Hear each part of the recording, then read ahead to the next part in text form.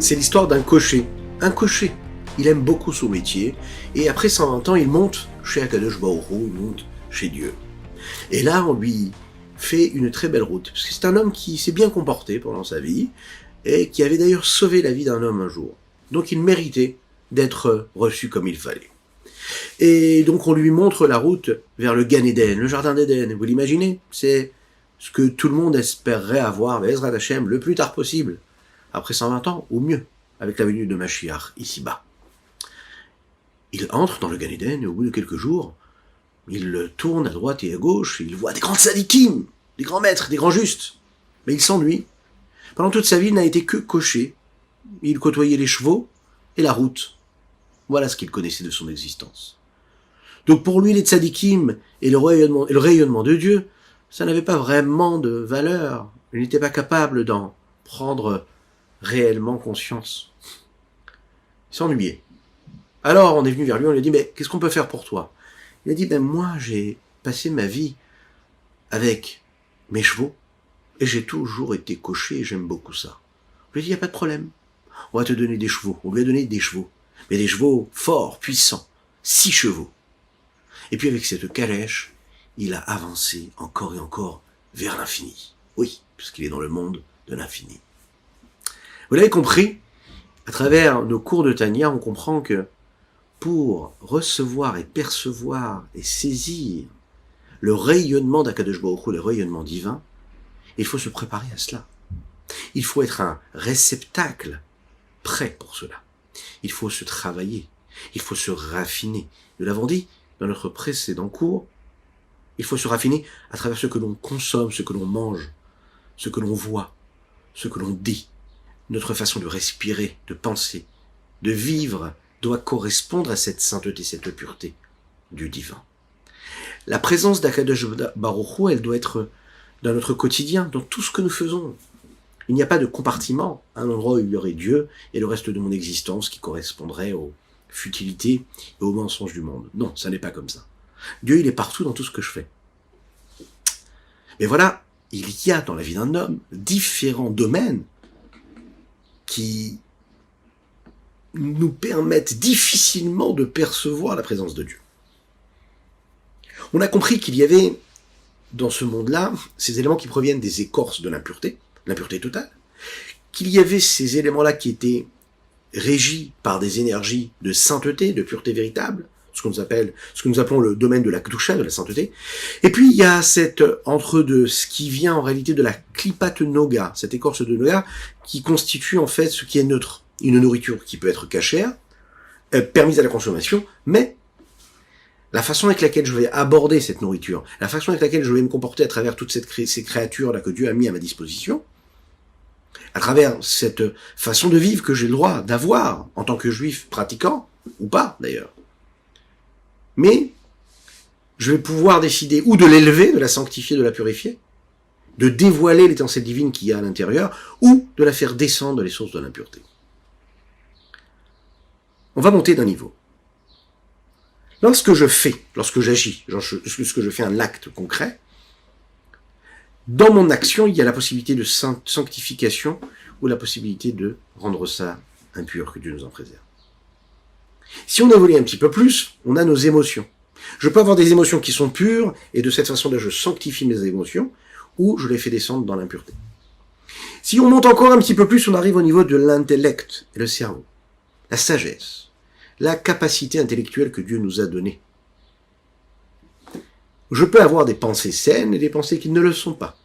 Je peux avoir des lectures, des préoccupations intellectuelles, des recherches, des analyses intellectuelles qui concernent des sujets de sainteté, comme l'inverse, des sujets qui ne sont pas du tout des sujets de sainteté. Je peux étudier les sagesses profanes et en réalité être en train de nourrir, même s'il s'agit de quelque chose d'intellectuel, parfois même de spirituel, et de nourrir les forces de l'impureté. L'homme a tendance à penser que ce qui fait partie de l'esprit, du monde de l'esprit, est automatiquement raffiné. Non, pas du tout. Il peut nous paraître raffiné, mais on l'apprend dans la chassidoute. Ce qui nous paraît raffiné peut être en réalité quelque chose de le plus grossier possible. On l'a vu à travers l'histoire, les grands sages, les grands savants, les grands poètes, les grands philosophes, Les grands artistes peuvent être des hommes qui ont fait des œuvres, qui ont constitué et qui ont bâti des choses magnifiques, merveilleuses, qui en réalité étaient des hommes avec des mœurs très très très très mauvaises, très légères et totalement impures. C'est la raison pour laquelle le Rabbi Shlomo Zalman nous le dit ici. Il est dit dans le texte de notre Torah, nous le disons tous les jours, qu'un homme doit se consacrer à la sainteté. Il est dit « Ve'agitabo yomam va'layla ». On doit utiliser la sagesse pour étudier de manière franche et claire la Torah de Dieu. Ce qui veut dire qu'à chaque fois que je vais utiliser mon intellect, ma sagesse, pour faire autre chose que d'étudier la Torah, pour lire, pour réfléchir, pour étudier d'autres sagesses que l'on va appeler des sagesses profanes, eh bien à ce moment précis-là, je suis en train de profaner ce qu'il y a de plus subtil et de plus raffiné en moi, à savoir mon intellect. À ce moment-là précis, cette science, aussi belle, aussi puissante qu'elle puisse être, peut être très très très mauvaise, puisque cette science-là regarde le monde, et regarde le monde comme quelque chose d'égoïste et d'indépendant, de narcissique. Là où la foi en Dieu me demande de m'annuler, d'être dans cette abnégation-là. Je dois faire très attention à ces études-là, à ces notions philosophiques, par exemple, qui doivent être étudiées par des gens et des personnes qui ont la nécessité de le faire pour une raison particulière, dans des cadres très précis que les rabbins autorisent, dans des situations particulières et précises, justement. Mais le maximum de mon existence et de mon temps, je dois le consacrer à des études qui sont des études saines, saintes.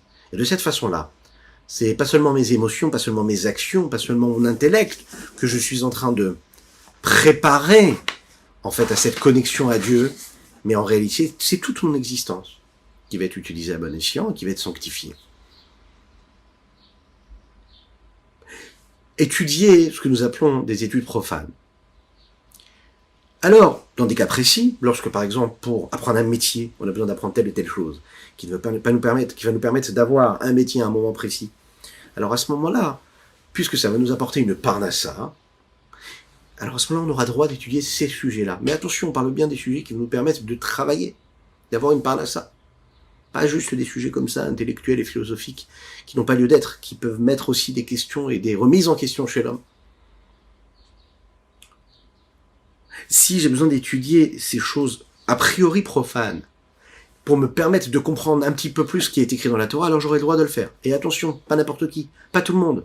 Un sujet, pour bien comprendre les sujets qui concernent le Kiddush HaChodesh, le renouvellement du mois, de quelle façon sanctifier le mois, quel jour, les calculs. J'ai besoin de comprendre un petit peu ce qui se passe au niveau de l'astronomie. Bien, ce qui va nous permettre, par exemple, d'apprendre toutes les questions qui concernent l'agriculture, l'agronomie, etc. Ça va me permettre de comprendre comment je peux respecter les lois de la Horla, les lois de la Shemitah, les lois qui concernent les mitzvot de la Torah. Donc je vais étudier ça d'une certaine façon, avec une mission particulière, une vision particulière. Lorsque je vais prendre conscience, je vais étudier, par exemple, la nature. De quelle façon on constitue, de quelle façon est née une petite plante, comment est-ce qu'elle pousse, comment un arbre peut donner des fruits. Qu'est-ce qui se passe dans cette nature? Je suis en train d'apprendre la grandeur de Dieu. Ça me paraît une sagesse profane, entre guillemets, mais c'est une sagesse qui me permet de prendre conscience et de réfléchir à la grandeur d'Akadosh Baruch Hu.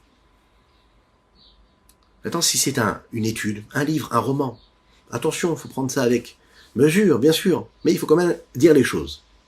Et là, on arrive parfois dans le Tanya à des moments où on dit les choses, clairement. Perdre du temps à lire un roman, un livre qui n'a pas de raison particulière, qui n'a pas quelque chose qui m'apporte quelque chose, dans la sainteté, dans la pureté, alors là, à ce moment-là, c'est pas positif. C'est encore pire que cela. C'est que ça crée ce que nous appelons le bitul Torah, le fait d'annuler la Torah. J'ai la possibilité d'étudier la Torah toute la journée, toute la nuit, et là, je ne suis pas en train de le faire.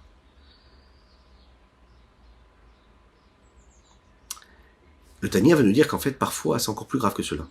Non seulement je ne peux pas étudier la Torah à ce moment-là, puisque je suis en train d'avoir une autre occupation, mais pire que cela, ça peut rendre impur l'homme. Pourquoi? Parce que souvent, ces préoccupations-là, ces occupations-là, elles font naître chez l'homme des besoins, des nécessités, des passions, des désirs qui, eux, sont contraires à la volonté de Dieu. Elles lui font miroiter des rêves, des ambitions qui ne correspondent pas à sa vie. Elles vont parler de notions, de critères de sujets qui correspondent pas aux ambitions qu'il est censé avoir. Il va passer du temps de manière beaucoup plus moderne, moins que les livres, puisque les gens lisent moins. Mais ça a aussi un impact qui est totalement négatif, il faut le savoir.